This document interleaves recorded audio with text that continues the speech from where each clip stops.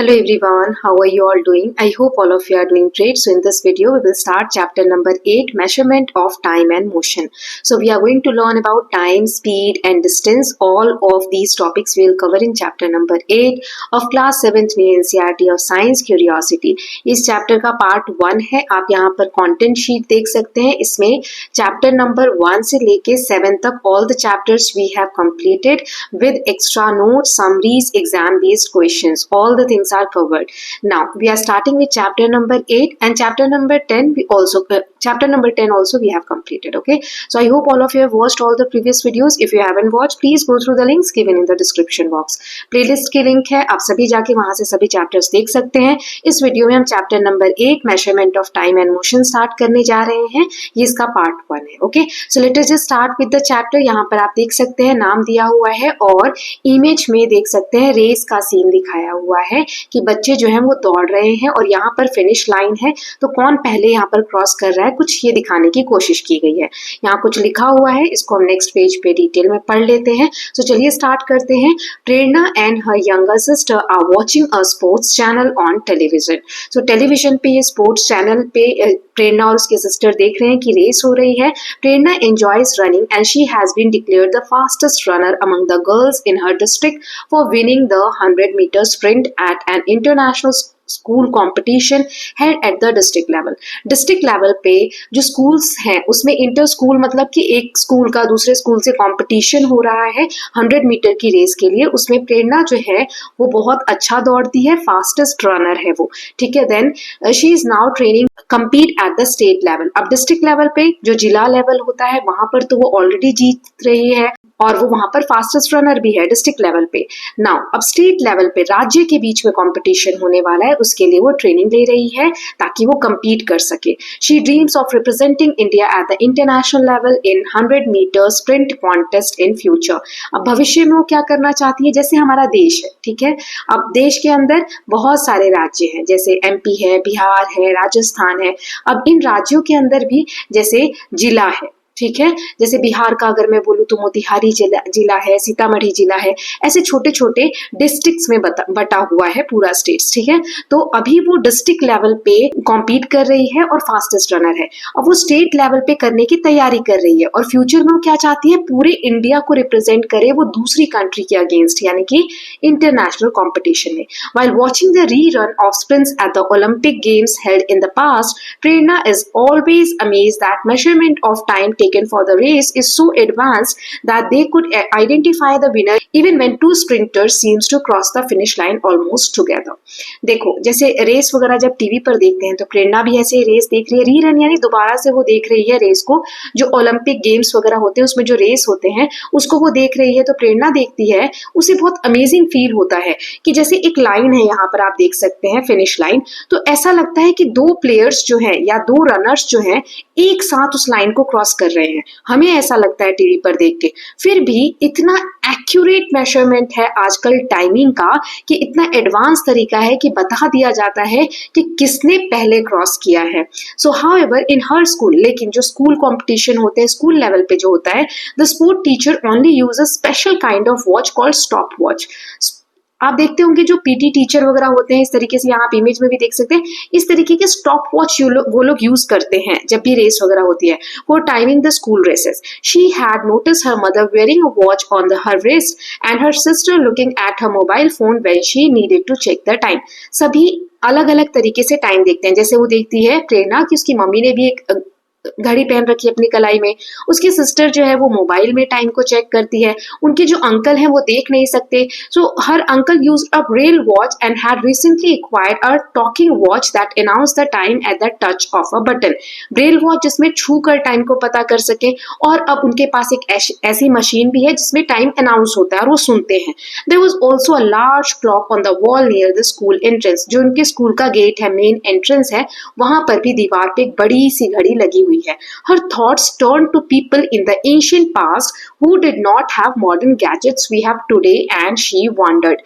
Now, अब इतना सब घड़ी के बारे में सोचते सोचते उसका थॉट चला जाता है कि पुराने समय में, प्राचीन समय में, एंशिएंट मतलब होता है प्राचीन, प्राचीन समय में जब लोगों के पास घड़ी नहीं थी, आज के जो मॉडर्न गैजेट्स हैं, जो भी टूल्स हम यूज कर रहे हैं, अलग अलग तरीके की घड़ियां यूज कर रहे हैं, वो नहीं थी, तब लोग कैसे टाइम के बारे में पता करते होंगे, राइट? सो क्या क्वेश्चन आता है उसके मन में, how was time measured when there were no clocks and watches? जब घड़ियां नहीं थी, जो दीवार पे लगाते हैं उन्हें क्लॉक्स कहते हैं, जो कलाई में हम पहनते हैं उसे हम वॉचेस कहते हैं. सो जब ये घड़ियां नहीं थी तो टाइम कैसे मेजर किया जाता था? मेजर करना मतलब नापना, समय कैसे नापा जाता था? सो उसी के बारे में हमारा नेक्स्ट टॉपिक है, या एक्सरसाइज 8.1 है इस चैप्टर का, मेजरमेंट ऑफ टाइम, की टाइम को हम नापते कैसे हैं, यानी प्राचीन समय में कैसे शुरुआत हुई और आज के मॉडर्न गैजेट्स के बारे में तो आप लोग जान ही रहे हैं.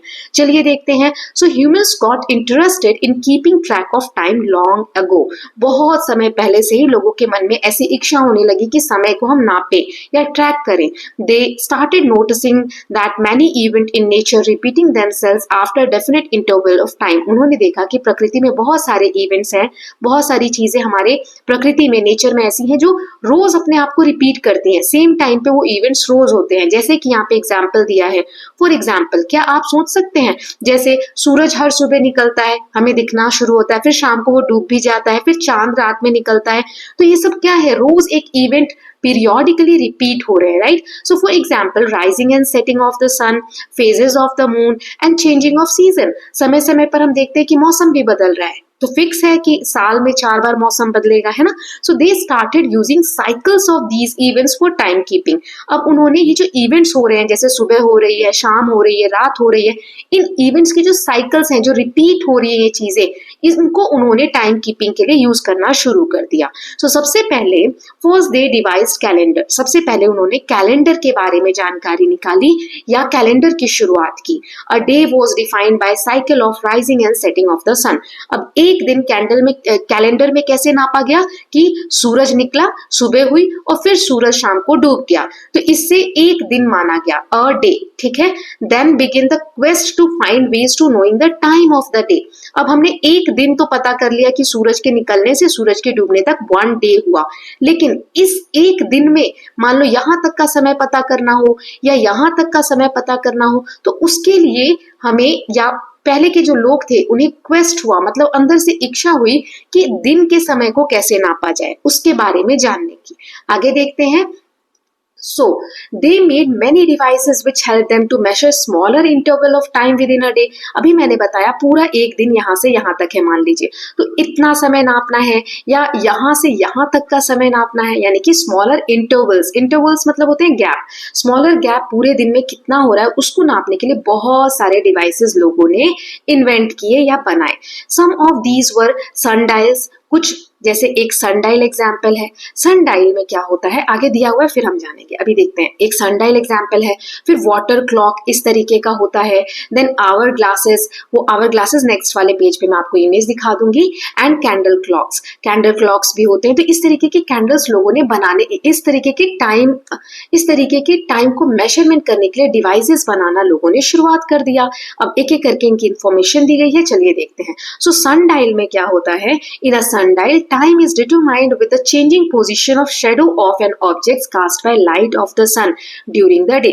जैसे ये ऑब्जेक्ट है, ठीक है, ये आप देख सकते हैं इसमें, तो इस पे सूर्य का जब प्रकाश पड़ रहा है और उससे जो परछाई नीचे बन रही है, देखो ये ये एक प्लेट जैसा आपको दिख रहा है और इस पे नंबर्स लिखे हुए हैं, है ना, गैप के बाद नंबर्स लिखे हुए हैं. सो कहाँ पर ये परछाई बन रही है, सूर्य के प्रकाश की वजह से, वहां पर जितना नंबर लिखा है उतना टाइम हो रहा होता है, जितना भी पीरियड लिखा है. सो परछाई की मदद से, शैडो की मदद से जब कास्ट होती है, शैडोज की मदद से जब हम टाइम को ट्रैक करते हैं, तो ये सन डायल वाला जो डिवाइस है ये हेल्पफुल होता है. देन वाटर क्लॉक, ये वाला जो है पहला वाला आप देख सकते हैं. So water clocks use to flow of water out और into a vessel to measure time. अब ये जो बर्तन है बाहर, इस बड़े बर्तन में पानी भर दिया, एक बर्तन में पानी भर दिया, अब इसमें से यहाँ पर आउटलेट है जिसमें से पानी धीरे धीरे इस बर्तन में गिरेगा. तो एक फिक्स टाइम है कि ये पानी जितनी बार हम भरेंगे उतनी बार एक फिक्स टाइम में यहाँ पर गिरेगा, है ना. So in one time water flowed out from a vessel which had marking of time. अब जैसे इतना पानी गिर गया तो यहाँ से यहाँ तक का कितना समय लग रहा है, फिर यहाँ से यहाँ तक के पानी गिरने का कितना समय लग रहा है, राइट। तो एक फिक्स टाइम पीरियड डिसाइड होता था, इससे भी लोग टाइम को नापते थे। फिर एक दूसरा टाइप था इस तरीके का बी वाला, है ना। So there would be a bowl with a fine hole at the bottom. एक कटोरी लेनी है, उसके जो तला है उसमें एक छोटा सा छेद करना है, which was floated on the surface of water. अब पानी भर के रखा हुआ है किसी बर्तन में, उसमें उस कटोरी को रख देना है तैरने के लिए। फ्लोट करना मतलब तैर रही है कटोरी उस पे। It gradually filled up in a fix time and finally sank. अब क्योंकि इस कटोरी में छेद है बीच में, है ना, तो क्या होगा, धीरे धीरे इसमें पानी भरना शुरू होगा और एक फिक्स टाइम में कटोरी पूरी भर जाएगी और सैंक मतलब नीचे डूब जाएगी, है ना। सो कितना टाइम लग रहा है इस कटोरी को भरने में और पानी के अंदर डूबने में, वो एक टाइम पीरियड करने का नापने का तरीका बन गया। Then it was lifted up and floated again. फिर से उस कटोरी को बाहर निकाल के रख दिया जाता था कि एक इतना टाइम लगेगा, फिर से वो नीचे चली जाएगी, है ना। सो ये भी एक टाइम मेजरमेंट करने का तरीका था। सो इस ए वाले को वाटर क्लॉक, ठीक है, या वाटर क्लॉक, और ये है वाटर फ्लोइंग आउट टाइप, मतलब वाटर बाहर निकल रहा है, एंड दूसरा है फ्लोटिंग बोल टाइप, जिसमें कटोरी जो है बाहर तैर रही है, ऊपर तैर रही है, ठीक है। तीसरा हमने जो मैंने यहाँ पर कहा था कि आवर ग्लास में आपको दिखा दूंगी, चलिए देख लेते हैं, या कैंडल क्लॉक जो है। सो ये हमारा आवर ग्लास है, जैसे इसमें सैंड फिल है, ठीक है। अब सैंड नीचे धीरे धीरे धीरे धीरे गिरेगी, कितना टाइम लगेगा इस पूरे सैंड को नीचे यहाँ आकर कलेक्ट होने में, वो टाइम डिसाइड करेगा मेजरमेंट करने के लिए। सो आवर ग्लास में क्या होता है, time was measured on basis of flow of sand from one bulb to another. एक बल्ब से दूसरे बल्ब के में सैंड को जमा होने में जितना टाइम लगेगा, उससे टाइम को मेजर किया जाता है आवर ग्लास में। और कैंडल क्लॉक में क्या होगा कि वेयर कैंडल्स विद मार्किंग, ये देखो कैंडल है और यहाँ पे मार्किंग की गई है टाइम की, कि कितना कैंडल जला तो कितना टाइम हुआ। That indicate the passage of time when burn. जब कैंडल जलाई गई, जितना टाइम पास होता जाएगा, वो उससे टाइम को मेजर किया जाता था। सो डिफरेंट डिफरेंट तरीके लोगों ने फाइंड आउट किए टाइम को मेजर करने के लिए। यहाँ पर फैसिनेटिंग एक फैक्ट दिया हुआ है, वर्ल्ड्स लार्जेस्ट स्टोन सनडाइल। अभी मैंने आपको सनडाइल का इमेज दिखाया था, ये वाला, ये हमने देखा था, मैं इरेज कर देती हूँ एक सेकेंड। ये तो ये आप देख रहे हैं एक इंस्ट्रूमेंट है ना, छोटा मॉडल देख रहे हैं। ऐसा एक सन डायल आप स्टोन का बना हुआ, पत्थर का बना हुआ, ये देख सकते हैं। ये कहाँ पर है, इसे सम्राट यंत्र भी कहा जाता है। It was build around 300 years ago at the Jantar Mantar in Jaipur, Rajasthan. Rajasthan में जो जयपुर जगह है, वहां पर ये सन डायल है जो बनाया गया है 300 साल पहले। ये एक यूनेस्को का वर्ल्ड हेरिटेज साइट है, धरोहर है विश्व के लिए। Site that houses several astronomical instrument, यहाँ पर बहुत सारे एस्ट्रोनॉमिकल इंस्ट्रूमेंट्स रखे गए हैं। With its imposing height of 27 metre, इसकी जो हाइट है वो 27 मीटर्स की है। And it shadow moves at about 1 millimeter per second and falls on a scale finely marked to measure time interval as short as 2 seconds। अब जैसे sundial में नीचे प्लेट थी, वैसे ही ये जो बिल्डिंग है इसमें भी प्लेट्स हैं और वहां पर मार्किंग की गई है। तो इसकी जो छाया है सनडाइल की, वो इस तरीके से गिरती है कि इवन 2 सेकंड तक का टाइम भी हम नाप सकते हैं। Like any sundial it measure local और सोलर टाइम। ये सन की परछाई से बने हुए टाइम को भी मेजर करता है, और दूसरा लोकल टाइम, जैसे इंडिया का स्टैंडर्ड टाइम हमने पढ़ा था, पिछली क्लास में भी पढ़ा था, और यहाँ पर भी फर्स्ट चैप्टर या सेकंड चैप्टर में हमने रिवाइज किया था सोशल स्टडी के, कि हर देश का स्टैंडर्ड टाइम होता है। तो इंडिया का जो स्टैंडर्ड टाइम है उसके लिए भी हम इस क्लॉक को यूज कर सकते हैं मेजर करने के लिए। Okay, so this is all about sundial, जिसे सम्राट यंत्र भी कह रहे हैं, और ये कहाँ है, जयपुर राजस्थान में है। नाउ एक एक्टिविटी हमें करने को दिया है, should we make a simple water clock. जो अभी हमने वाटर क्लॉक के बारे में पढ़ा, क्या हम वैसा बना सकते हैं? तो एक एक्टिविटी दी गई है, लेट अस कंस्ट्रक्ट। इसके लिए क्या करना है, एक ट्रांसपेरेंट प्लास्टिक की बॉटल लेनी है, 1/2 लीटर की या बड़ी भी आप ले सकते हैं, इसके कैप के साथ। फिर इसको 2 भागों में इस तरीके से कट कर लेना है बीच से, रफली in the middle age shown in 8.5a, यहाँ पर लगभग बीच में से काट लेना है। फिर ड्राइंग पिन लेनी है, यहाँ पर आप देख सकते हैं पिन है, और उसकी कैप में एक होल कर देना है। Then place the upper part of bottle in an inverted position over the lower half. अब नीचे वाला पार्ट लेना है, ऊपर से इसको उल्टा करके ऊपर वाला पार्ट जो हमने कट किया उसके अंदर रख देना है, यहाँ आप देख सकते हो। Fill the upper part of the bottle with water, अब ऊपर वाला जो पार्ट है उसमें आप पानी भर दो। अब क्योंकि इस कैप में छेद है तो नीचे धीरे धीरे पानी गिरेगा। You may add a few drops of ink और colour to make the water level easily visible. अगर आप, क्योंकि बॉटल जो है वो ट्रांसपेरेंट है, तो अगर आप कलर मिक्स कर दोगे तो पानी आपको आसानी से दिखेगा, तो आप चाहो तो कुछ इंक वगैरह इसमें ऐड कर सकते हो। The water will start dripping into lower part of the bottle using a watch, mark the level of water after every 1 minute till all the water drips down. अब ये धीरे धीरे यहाँ पानी गिरेगा, है ना, तो आपको घर में जो घड़ी है वो देखना है उसमें कि कितनी देर में ये सारा पानी नीचे गिरता है, ठीक है, या फिर हर 1 मिनट के बाद कितना पानी नीचे गिर रहा है, ये आप चेक कर सकते हैं, ठीक है। तो आप देखेंगे कि जो पानी गिरने का समय है वो हर बार सेम ही होगा। So your water clock is ready. Can you now guess how to use it? कैसे यूज करना है? So pour the water from lower part back into top part and watch the level of water dripping into lower part. Every time, her bar it touches a mark made by you, 1 more minutes has passed. हर बार इसमें क्या होगा, time same ही लगने वाला है। यहाँ एक fascinating fact दिया गया है, वो हम देख लेते हैं, इन घड़ियों से रिलेटेड ही है, तो चलिए रीड करते हैं। In ancient time, time was measured using both shadows and water clock. Shadow वाला जो क्लॉक हमने देखा जैसे सनडाइल, उससे भी पुराने समय में, एशियन मतलब प्राचीन भारत में, उससे भी नापा जाता था, समय को मेजर किया जाता था, और वाटर क्लॉक से भी। अर्लीस्ट रेफरेंस जो शैडो बेस्ड टाइम मेजरमेंट है ना, इसका सबसे पहले रेफरेंस हमें पढ़ने को मिलता है अर्थशास्त्र में, जो कौटिल्य जी द्वारा लिखी गई थी, और उसको रिवाइज किया गया था 2nd सेंचुरी BC से 3rd सेंचुरी CE के बीच में। Accurate expression for time in terms of shadow for a vertical stick was given by Varamihir around 530 CE। जो अभी हमने देखा कि सनडाइल है, इससे परछाई कहाँ पर गिर रही है उससे समय निकाला जाता है, तो एक्यूरेट जो एक एक्सप्रेशन है इसके लिए वरामिहिर, जो यहाँ पर नाम आप देख सकते हैं, इन्होंने दिया था 530 CE के around. The water clock with water flowing out was described in Arthashastra, and अर्थशास्त्र में हम ये जो वाटर बाहर निकल रहा है, ये वाला जो टाइम मेजरमेंट का तरीका है, इसके बारे में अर्थशास्त्र में जानते हैं। फिर एक और टेक्स्ट है जिसका नाम है सरदुला कर्णवदाना, इन सब टेक्स्ट में हमें पढ़ने को मिलता है। These clocks were not very accurate because as water level drops the flow rate decrease.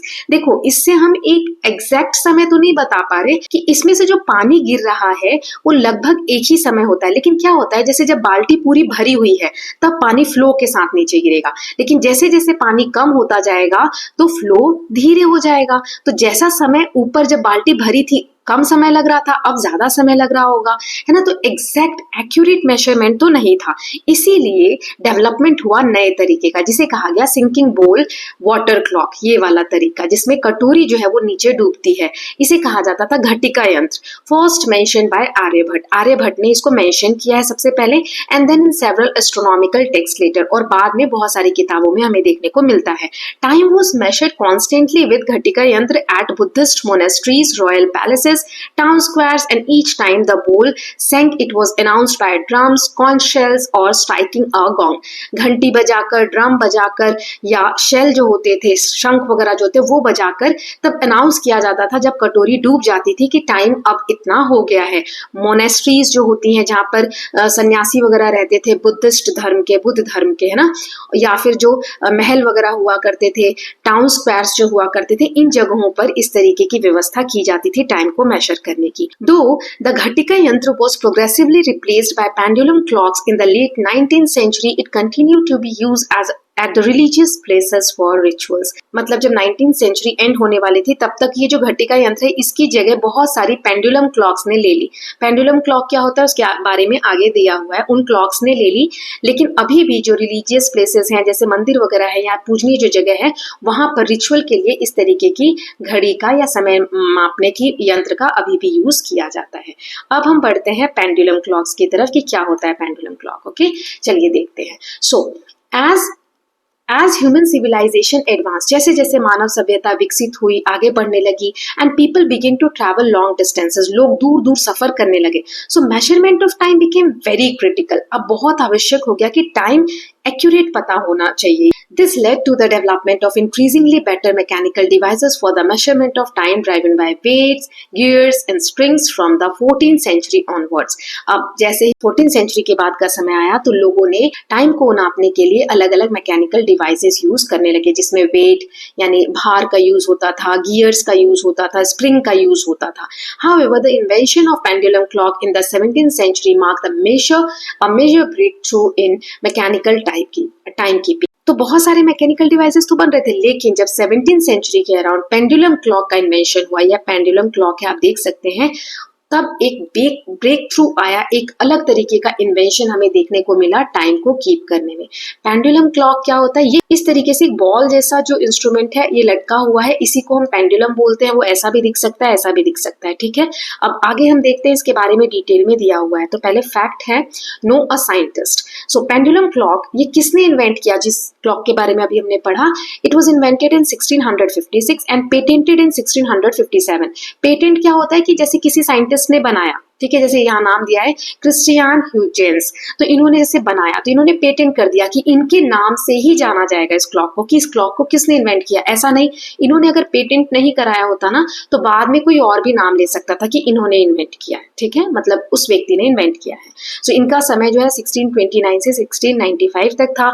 ये जो इंस्पायर हुए थे इन्होंने क्लॉक बनाने के लिए, वो जो इन्वेस्टिगेशन की थी गैलीलियो गैलीली ने पेंडुलम के बारे में, उससे इंस्पिरेशन मिली थी इन्हें ये क्लॉक को बनाने में। It is said that once while sitting in a church, Galileo's attention was drawn to a lamp suspended from the ceiling. जैसे एक बार गैलीलियो ना एक चर्च में बैठे हुए थे, तो चर्च की जो छत थी वहां से एक लाइट ऐसे लटकी हुई थी, ठीक है। अब वो जो लैम्प था ना वो इधर से इधर ऐसे ऐसे हिल रहा था, ठीक है, एक जगह से दूसरी जगह वो हिल रहा था, which was swinging back and fourth, वो आगे पीछे ऐसे ऐसे, वो जो लाइट थी वो झूले की तरह झूल रही थी। Using his pulse to measure time, Galileo found that lamp took the same time for each swing.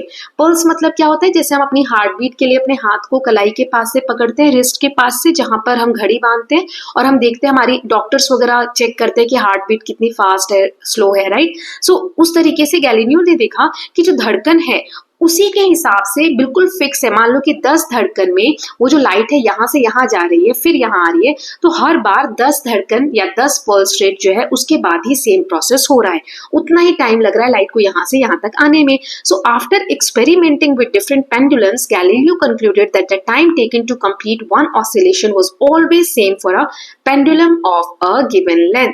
अब ये जो एक्सपेरिमेंट था जो उन्होंने किया, ये अलग अलग पेंडुलम के लिए उन्होंने किया। मतलब स्ट्रिंग जो है इतना बड़ा है, यहाँ पर बॉब है, या फिर स्ट्रिंग इतना बड़ा है, यहाँ पर बॉब है, right.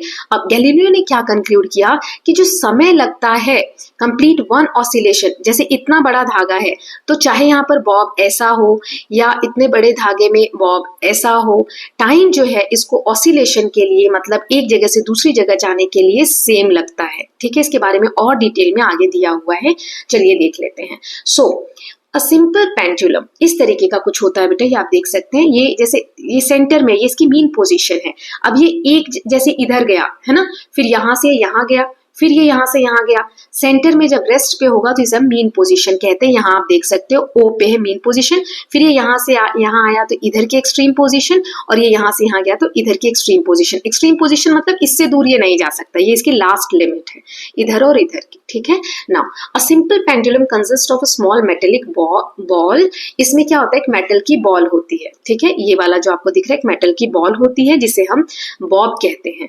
Suspended from a rigid support bye a long thread, एक लंबा धागा होता है, इस तरीके के सपोर्ट से ये टंगा हुआ होता है, ठीक है। नाउ यहाँ कुछ चीजें दी गई है जो हमने पिछली क्लास में पढ़ी थी, एक बार रीड कर लेते हैं। We did an activity in chapter measurement of length and motion in grade 6 science text book curiosity, where we observe the oscillatory motion of an eraser hung with a thread.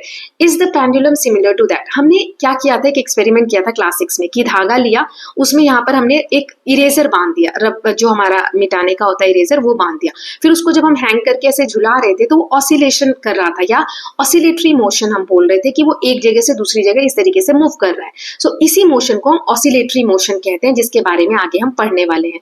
अब देखो ये जो है ना, ये वाला पार्ट, इसे कहते हैं रिजिड सपोर्ट, यहाँ से सपोर्ट मिल रहा है, ये लॉन्ग थ्रेड है, और नीचे ये जो सर्कुलर आपको दिख रहा है इसे बॉब कहते हैं, ठीक है, बॉल शेप का ये होता है, ठीक है। ये सिंपल पेंडुलम का एक डायग्राम है, अगर आपको बनाने आता है तो इस तरीके से आप एग्जाम में बनाएंगे, ओके। ये वाला तरीका आपको अपनाना रहेगा।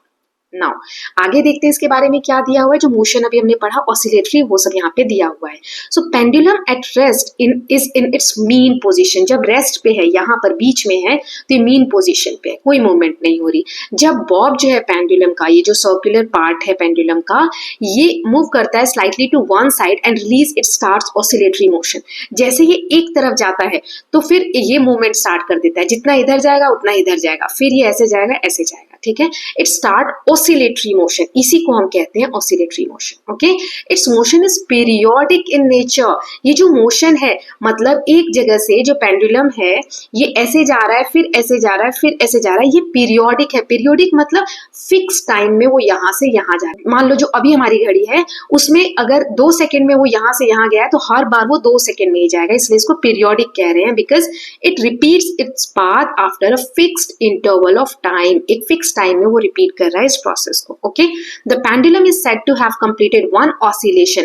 ये ऑसिलेटरी मोशन है, ठीक है, अभी मैंने आपको बताया। तो एक ऑसिलेशन कब कंप्लीट होता है, यहां से वो कहां तक जाएगा तो एक ऑसिलेशन उसका कंप्लीट होगा पेंडुलम का। सो यहां वही दिया गया है, when its bob starting from its mean position O, जब वो ओ से शुरू करेगा, moves to extreme position A, जब वो ए तक जाएगा, changes direction and moves to another extreme position B, फिर वो यहां से वापस आएगा, बी तक जाएगा, and changes the direction come backs to O, और जब वो वापस से ओ तक आएगा, इसको हम वन ऑसिलेशन कहते हैं। मतलब यहां से यहां गया, फिर वापस आके यहां गया, और फिर यहां आया, तो इसको हम कहते हैं वन ऑसिलेशन या one oscillatory motion, okay. The pendulum also completes one oscillation when its bob moves from one extreme position A to another extreme position B and come backs to A. The time taken by pendulum to complete one oscillation is called its time period. So ये जो एक पूरा चक्कर लगा या जो एक oscillatory motion मैं आपको बोल रही हूँ, उसी को टाइम पीरियड कहा जाता है। Let us now set up a pendulum and measure its time period. अब आगे हमें एक एक्टिविटी दी गई है जिसमें हमें पेंडुलम को फिक्स करना है। ये मैंने आपको एग्जांपल दिया है। इस तरीके का एक स्ट्रिंग लेके आपको एक पत्थर से, मान लीजिए बांध लिया आपने, आपके पास छोटी बॉल नहीं है तो कोई रॉक ले लिया, उसको बांध दिया, अब आपने उसको मूव किया इधर से इधर, तो कितना टाइम लग रहा है उसके ऊपर ये लेटेस्ट एक्सपेरिमेंट एक एक्टिविटी दी गई है, और आगे यहाँ पर एक टेबल दिया गया है जिसको आपको फिल करना है। तो पहले एक्टिविटी में क्या करना है वो देख लेते हैं। So collect a piece of string around 150 centimetre. ये जो लेंथ है ना, ये 150 सेंटीमीटर लंबी होनी चाहिए। एक हैवी मेटल की बॉल लेनी है और हुक के साथ, या स्टोन ले सकते हैं जो बॉब के लिए आपको यूज करना है, और एक वॉच लेनी है या स्टॉप वॉच लेनी है, और एक रूलर लेना है, स्केल लेना है। Tie the bob at one end of the string. अब धागे के एक कोने पे आपको उस पत्थर को बांध लेना है, ठीक है, जैसे मैंने आपको अभी बताया। फिर उसके बाद दूसरा एंड जो है उसको यहाँ पर एक सपोर्ट से बांध देना है यहाँ, ठीक है। Now that the length of string in between support and bob is around 100 centimeter। ये एक तरीके से 100 सेंटीमीटर है। Now wait for the bob to come rest। अब ये हिल रहा होगा क्योंकि आपने अभी यहाँ पर टाई किया है, बांधा है, तो ये जो रस्सी लटकी हुई है हिल रही होगी। आप वेट करो कि ये कब रुक रही है। रुकने के बाद your pendulum is ready now. तो पेंडुलम रेडी है। Gently hold the Bob, move it slightly one side and release it. अब धीरे से उसको एक तरफ ऐसे हिला दीजिए और छोड़ दीजिए। Take care not to push the bob while releasing it and then the string is taut. जब आपने छोड़ दिया एक बार, उसके बाद आप उसको पुश नहीं करेंगे, हिलाएंगे नहीं। अब ऑसिलेटरी मोशन आपको देखने को मिलेगा। यूजिंग अ वॉच, अब आप मेजर करिए टाइम की पेंडुलम को 10 ऑसिलेशन कंप्लीट करने में कितना टाइम लग रहा है। मतलब जैसे यहाँ से यहाँ गया, फिर यहाँ आया, फिर यहाँ आया, तो 1 हुआ। तो ऐसे 10 बार करने में कितना टाइम लग रहा है वो रिकॉर्ड करना है 8.1 में। 3-4 बार आपको ये एक्टिविटी करनी है। जो 10 ऑसिलेशन का टाइम आ रहा है उसको 10 से डिवाइड करना है, ठीक है। Divide the time taken for 10 oscillation by 10, ताकि कितना टाइम पीरियड निकल रहा है एक चक्कर पूरा करने में, वो टाइम पीरियड आपको कैलकुलेट करना है और टेबल 8.1 में लिखना है। तो जैसे यहाँ टेबल दिया गया है, time period of simple pendulum string की लेंथ कितनी है 100 सेंटीमीटर, वो जो धागा है ना 100 सेंटीमीटर का है। अब इसमें आप देखेंगे कि 10 ऑसिलेशन में कितना टाइम लग रहा है, तो नाप के यहाँ लिखेंगे। अब सबको 10 से डिवाइड कर दोगे, क्योंकि ये जो टाइम हमने लिखा है 10 ऑसिलेशन का लिखा है। एक ऑसिलेशन, एक बार पेंडुलम को यहाँ से यहाँ जाने में कितना टाइम लगा वो आपको यहाँ पर बताना है, जिसे हम टाइम पीरियड भी कहते हैं। ठीक है, सो ये हम देखेंगे। तो मान लो यहाँ मैंने एक एग्जाम्पल लिया जो मैं आपको आगे अभी दिखाऊंगी। यहाँ पे फिर दिया है, is the time period of your pendulum almost the same every time.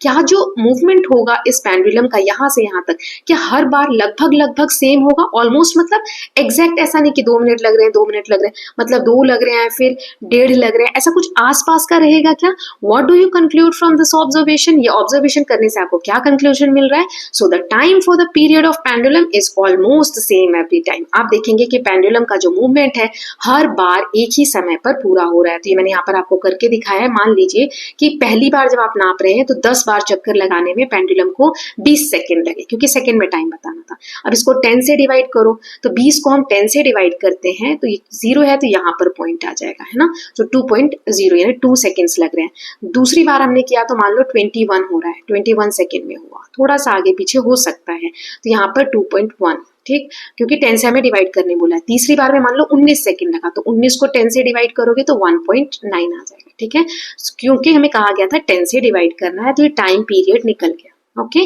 कि एक ऑसिलेटरी मोशन करने में एक मोशन ऑसिलेशन का जो है वो कितने सेकंड में हो रहा है। ठीक ना, यहाँ पे एक फैक्ट दिया हुआ है। So think like a scientist, एक साइंटिस्ट की तरह आप सोचिए। You just did an important historical experiment which was first done by Galileo. Galileo ने भी तो यही किया था, जब उसने चर्च में सीलिंग से, छत से लटकता हुआ वो जो झूला था या लाइट जो भी थी वो हिल रही थी, तो उसने अपनी पल्सेस को मेजर करके, जैसे हमने अभी घड़ी को देखकर टाइम मेजर किया है ना कि कितने सेकंड में हमारा जो पेंडुलम है या बॉब जो है वो मूव कर रहा है एक जगह से दूसरी जगह, उस वक्त गैलीलियो ने अपनी पल्स स्पीड को चेक किया था, अपनी धड़कन को चेक किया था। Suppose you were Galileo experimenting with pendulum. अब मान लो आप गैलीलियो हो, ठीक, तो आप क्या इन्वेस्टिगेट करोगे, कौन कौन से क्वेश्चंस पूछोगे? क्या आपके मन में ये क्वेश्चन आएगा कि would all pendulums have the same time period? क्या सभी पेंडुलम सेम टाइम पीरियड लेते हैं एक ऑसिलेटरी मोशन कंप्लीट करने में? और इसको आप टेस्ट कैसे करोगे? तो ये जो भी हमने एक्टिविटी की, इसको अलग अलग तरीके से करके हम चेक कर सकते हैं। कैसे? देखो, ये जो एक्टिविटी थी ना, इसमें कहा जा रहा है कि धागे की लेंथ जो है वो 100 सेंटीमीटर है। अब क्या हो अगर धागे की लेंथ मैं 200 सेंटीमीटर ले लूं, या धागे की लेंथ मैं 150 सेंटीमीटर ले लूं, तो भी क्या टाइम सेम ही लगेगा? या जो ये बॉब है ये इतना छोटा है, क्या हो अगर मैं बड़ी बॉल इसमें बांध दूं, तो भी क्या टाइम सेम ही लगेगा एक जगह से दूसरी जगह जाने में? तो ये सारे क्वेश्चन आपके मन में आ सकते हैं, राइट। सो वही यहाँ पर किया गया है। जो एक्टिविटी अभी हमने की है इसमें सेम बॉब ले लो, लेकिन पेंडुलम जो है 3-4 डिफरेंट लेंथ के धागे से बांधो, तब देखो कि टाइम पीरियड चेंज हो रहा है कि नहीं। If so, how does the length affected? So pendulum का जो लेंथ है, जो धागे की लेंथ है, वो कैसे अफेक्ट कर रही है टाइम को? अगर ऐसा है तो वो आपको सोचना है। If changing the length influence the time period, does the bob's mass also matter? Mass मतलब होता है वजन। जो बॉल है, बॉब का जो हमने बॉल लिया है, उसका जो वेट है, अगर हम बढ़ा दें, बड़ी बॉल कर दें, तो क्या वो भी मैटर करती है? तो ये टेस्ट आप रिपीट कर सकते हैं। Fix pendulum length but bobs of different masses. एक बार धागे की लंबाई को बढ़ाकर घटाकर, और एक बार आप देख सकते हैं कि जो बॉब है उसके मास को बढ़ाकर घटाकर। Do you observe any change? क्या चेंज आप देखेंगे तो आपको फाइंड आउट करना है। वही यहाँ पर दिया हुआ है, the time period of a simple pendulum depend on its length.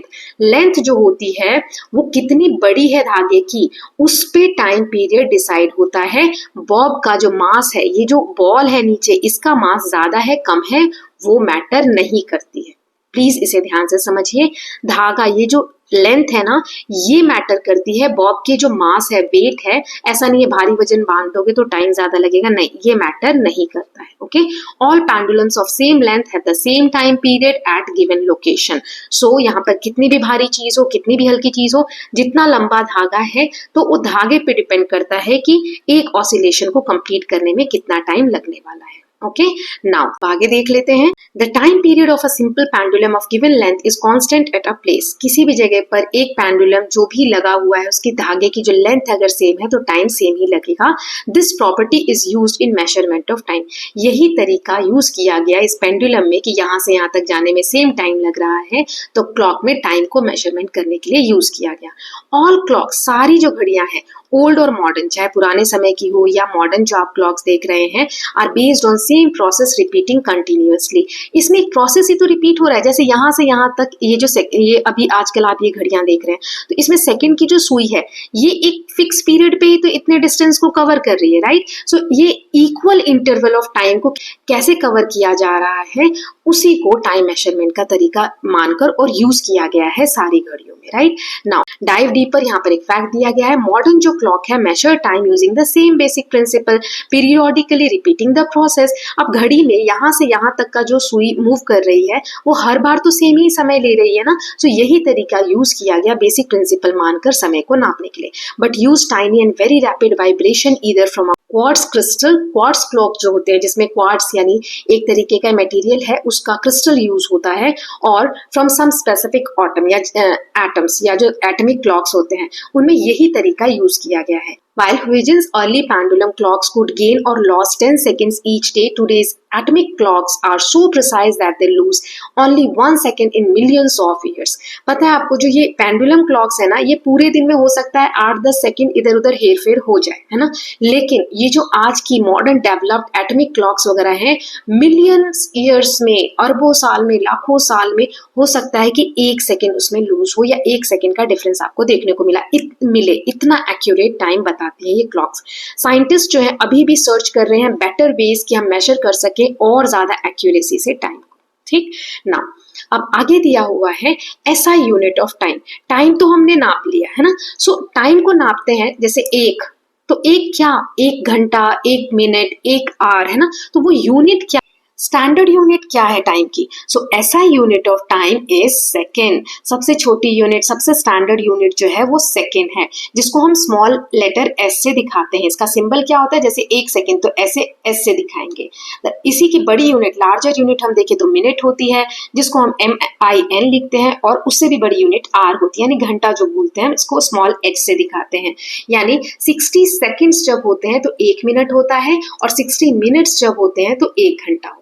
I hope time देखना तो आप सभी लोगों को आता होगा। वी आर ऑलरेडी, अब आप एडोलेसेंस एज में आ गए हैं, साइंस में हमने अभी पढ़ा था ना, तो इतने तक तो सबको पता होना चाहिए। अब ये जो हम लिखते हैं ना, 1H लिखा या S लिखा, इसको लिखने का तरीका होता है। So units of time such as second, minute और hour begin with a lower case letter. इसे हम स्मॉलर लेटर से ही लिखते हैं। S भी स्मॉल है, M भी स्मॉल है, H भी स्मॉल है। सिर्फ इसको हम बड़े लेटर से तब लिखते हैं जब सेंटेंस की शुरुआत में आ रहा हो। मान लो जैसे यूनिट लिखा है, यहाँ पर आवर्स लिखा होता, तो ही हम कैपिटल लेटर से लिखते हैं, अदरवाइज स्मॉल लेटर से लिखते हैं।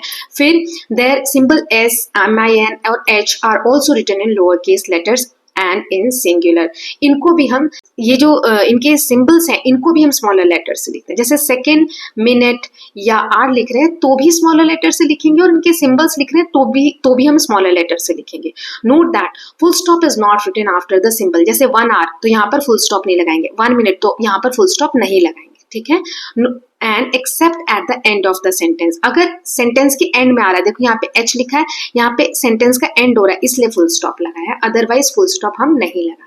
Okay, while writing the time always leave a space between number and the unit। अब देखो यहाँ पर ध्यान से देखना, ये नंबर है 1 और यहाँ पर यूनिट है यानी सिंबल है H, तो इसके बीच में स्पेस होना चाहिए। ऐसे यहाँ पर 1 है और मिनट है तो यहाँ पर स्पेस होना चाहिए, ठीक है।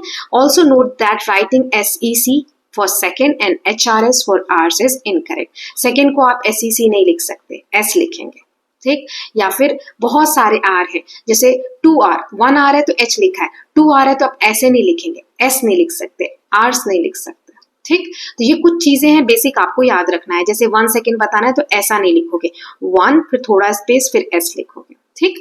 नाउ यहाँ पे दिया हुआ है फैसिनेटिंग फैक्ट, रीड कर लेते हैं। होल इन अ बोल ऑफ घटिका यंत्र was made in such a manner that it took 24 minutes to fill and sink. ये जो कटोरी का एक जो हमने देखा था फ्लोट कर रही, इसमें छेद होता था, वो इस तरीके से बनाया जाता था कि इस कटोरी को डूबने में 24 मिनट लगते थे। Time unit measured by this clock was called ghatika और घटी। फिर 24 मिनट में डूब रही है तो इसको घटिका कहा जाता था। ये जो एक टाइम पीरियड है कि 24 मिनट में एक बार डूब गई तो 1 घटिका हो गया, 2 घटिका हो गया, घटी बोलते हैं। It become the standard unit of time measurement and continued until the end of 19th century. 19वीं शताब्दी के अंत तक ये घटिका घटी जो तरीका है समय नापने का, ये यूज होता था। 24 घंटे का एक दिन होता है, तो इसको 60 घटी में या 60 घटिका में डिवाइड किया गया था। ओके, ये तरीका था नापने का 19वीं शताब्दी के अंत तक। नाउ एक्टिविटी दी गई है, लेट अस आइडेंटिफाई। ये जो वॉल क्लॉक है 8.9, ये आप देख सकते हैं आज हम यूज करते हैं, हमारे घर में सभी के घरों में ऐसी क्लॉक होती है। इसमें स्मॉलेस्ट इंटरवल टाइम का कौन सा हम नाप सकते हैं? वेरी सिंपल, सेकंड सबसे छोटी यूनिट है ना, फिर आती है मिनट वाली और फिर आती है आवर वाली। So 1 second is smallest interval of time that we can measure using this clock. Okay, now यहाँ पे दिया हुआ है एक साइंस एंड सोसाइटी फैक्ट है, कुछ दिया है, चलिए रीड कर लेते हैं। In today's world measuring tiny fraction of second is very important. आज के समय में, जैसे हमने चैप्टर की शुरुआत ही की थी रेस के साथ, है ना, रेस वाला टॉपिक दिया हुआ था, तो ऐसे कुछ इवेंट्स हैं जिसमें हमें टाइम का सेकेंड्स या सेकेंड्स के भी फ्रैक्शन, 1 सेकेंड सबसे छोटी यूनिट है, इसको भी हम डिवाइड कर सकते हैं और करना बहुत जरूरी हो गया है। जैसे एग्जाम्पल्स ये स्पोर्ट्स में time keeping devices can record even down to 100 or 1000 of second, a millisecond to determine winner in a race। तभी तो जो क्वेश्चन उठा था बच्ची के मन में कि 2 बच्चे एक साथ रेस में रस्सी को छूते हुए दिख रहे हैं, फिर भी कैसे बता देते हैं कि कौन विनर है? क्योंकि 1 सेकेंड का भी 1000 फ्रैक्शन यानी मिली सेकेंड निकाला जा सकता है। आजकल हमारे पास इस तरीके के यंत्र हैं। जैसे मेडिसिन के क्षेत्र में अगर हम देखें तो heart monitors like electrocardiogram, ECG जो कराया जाता है, टेस्ट वगैरह होते हैं, उसमें मशीन जो है measure the millisecond variations in heart beat to detect health issue. अगर हार्ट बीट के जो वेरिएशंस है, जो हार्ट बीट होती है, उसमें 1 सेकेंड का मिलियन पार्ट देखते हैं कि किस तरीके की प्रॉब्लम्स, अगर कोई प्रॉब्लम है तो उसको डिटेक्ट करने के लिए यूज किया जाता है। म्यूजिक के क्षेत्र में digital recordings capture sound thousands of times per second for smooth playback. Many devices use even shorter interval, इससे भी smaller intervals के times use किए जाते हैं स्मार्टफोन्स में। Computer process signals in microseconds, 1 millionth of a second, allowing them to operate very fast। Computer fast work कर सके, ये जो इंस्ट्रूमेंट है फास्ट वर्क कर सके, इसलिए टाइम का और फास्ट मेजरमेंट करने का तरीका जो है वो डेवलप हो रहा है। और scientist continue to develop even more precise time measuring tools for space exploration. जो स्पेस में, अंतरिक्ष में हम जो उपकरण भेजते हैं, जैसे सैटेलाइट्स वगैरह भेजते हैं या और भी एक्सप्लोरेशन जो कर रहे हैं, उसमें टाइम को और प्रिसाइसली मेजर करने के लिए साइंटिस्ट वर्क कर रहे हैं। मेडिसिन के क्षेत्र में एडवांस साइंस एक्सपेरिमेंट्स के लिए the faster and more accurate our clock become, the more they help society in ways we may not even notice. So जितना ज्यादा फास्ट टाइम को हम कैलकुलेट करेंगे, उतना ज्यादा डेवलपमेंट सोसाइटी के लिए बहुत सारे इन्वेंशंस जो है पॉसिबल हो सकते हैं। ओके, नाउ यहाँ दिया हुआ है for races covering the same distance we can tell who was faster by measuring time. अब रेसेस जो अभी मैंने आपको बताया कि अगर एक रस्सी है, 2 बच्चे लग रहा है सेम टाइम पे है, लेकिन अब हम कंपेयर कर सकते हैं इन वॉचेस के थ्रू कि कौन जीता है, राइट। सो ये हमने टाइम के बारे में पढ़ा। अब हम नेक्स्ट टॉपिक की तरफ मूव करते हैं जिसमें हमारा 8.2 दिया हुआ है फास्ट, स्लो और fast. What do we mean when we say something is moving fast और स्लो? हम कहते हैं कि ये फास्ट है, ये स्लो है। जैसे ट्रेन का एग्जांपल ले लो कि ट्रेन धीरे धीरे चल रही है तो बोलते हैं स्लो है, हम दौड़ते तेज हैं तो बोलते हैं फास्ट दौड़ रहे हैं। कैसे पता चलता है? Suppose you are watching 100 metre race on a straight track. इस तरीके की स्ट्रेट ट्रैक है, ट्रैक्स बनी हुई है, स्ट्रेट लाइन है, इस पे आप 100 मीटर की रेस देख रहे हैं। All players begin from the starting line, ये स्टार्टिंग लाइन है, यहाँ से सभी प्लेयर्स दौड़ना स्टार्ट हुए। Now after some time they are not running together. बाद में आप देखोगे कुछ बच्चे पीछे हैं, कुछ बच्चे आगे हो गए, अभी एक साथ तो दिख नहीं रहे। How do you decide who is running faster among them? तो कैसे कहोगे कौन इसमें फास्टर है? आप कहोगे जो सबसे आगे है वो फास्टर है। मतलब जैसे इस रेस, यहाँ पे जब रेस शुरू हुई, मान लो 5 मिनट हो चुके हैं रेस को शुरू हुए, 5 मिनट बाद ये बच्चा यहाँ पर है और 5 मिनट बाद ये वाला बच्चा यहाँ पर है ना। तो डिस्टेंस देखो, इस बच्चे ने इतना डिस्टेंस कवर किया है, let me change the colour. इस बच्चे ने, पहले वाले बच्चे ने इतना डिस्टेंस कवर किया है, इतना जगह कवर किया है, और ये सबसे आगे जो बच्चा है उसने इतना डिस्टेंस कवर कर लिया है ना। और समय कितना लिया है दोनों ने? 5 मिनट। तो देखो इसमें क्या कहा जा रहा है कि सेम टाइम में जो बच्चा ज्यादा डिस्टेंस कवर करेगा वो फास्ट है। यही तो बात हम कहना चाह रहे हैं कि अब सेकंड फास्ट कौन है? ये बच्चा। मतलब इस बच्चे ने 5 मिनट में इतना डिस्टेंस कवर किया है ना। तो टाइम का और डिस्टेंस का एक हम लिंक बनाते हैं फास्ट और स्लो बताने के लिए कि कौन फास्ट है कौन स्लो है, राइट। वही आगे यहाँ पर आपको समझा के दिया हुआ है जो मैंने अभी जस्ट आपको समझाया। Someone who is ahead of others, जो किसी से आगे है, जैसे ये वाला बच्चा इससे आगे है, ये वाला बच्चा इससे आगे है, right. So someone who is ahead of others at some instant of time is running faster than them.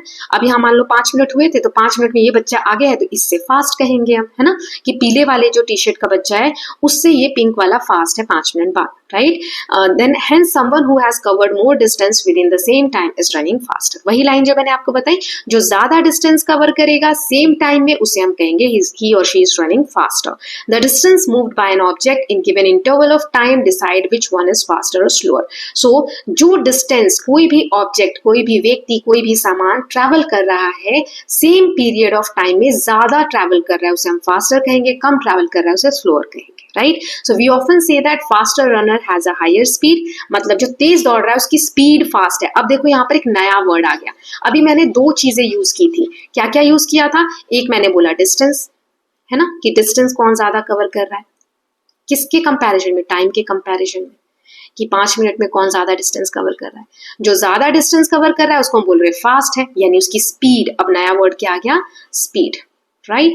So speed कैसे पता चलता है, जो व्यक्ति फास्ट स्पीड है या हायर स्पीड है, स्लोअर स्पीड है, ये कैसे पता चलता है, जो सेम टाइम में ज्यादा डिस्टेंस कवर कर ले तो हायर स्पीड, और जो कम कवर करे वो स्लोअर स्पीड, राइट। सो अब हम, you are probably familiar with that word speed. अब ये नया वर्ड आया स्पीड, इसी के ऊपर नई एक्सरसाइज जो हमारी 8.3 है स्पीड, जिसके बारे में हम नेक्स्ट पार्ट में स्टार्ट करेंगे, ओके। तो यहाँ पर हम जानेंगे, देखो वही फॉर्मूला है जो अभी मैंने आपको समझाया कि टोटल डिस्टेंस कवर, स्पीड का फॉर्मूला क्या होता है, speed is equal to total distance cover, कि कितना डिस्टेंस कवर किया कितने समय में, टोटल टाइम टेकन, कि यहां से यहां तक का डिस्टेंस कवर करने में कितना टोटल टाइम लगा उसको डिवाइड कर दो तो आपकी स्पीड निकल जाती है, ओके। सो इसको हम डिटेल में नेक्स्ट पार्ट में पढ़ेंगे। I hope all of you are loving these videos. कैसा लगा आप लोगों को, please let me know. So with this we are done with part 1। Now we will see part 2 and we'll finish the chapter in part 2, okay। So I hope all of you are loving these videos. If you are doing so, please like and share it, and don't forget to subscribe Kalyan TV channel for more such videos. Thank you so much.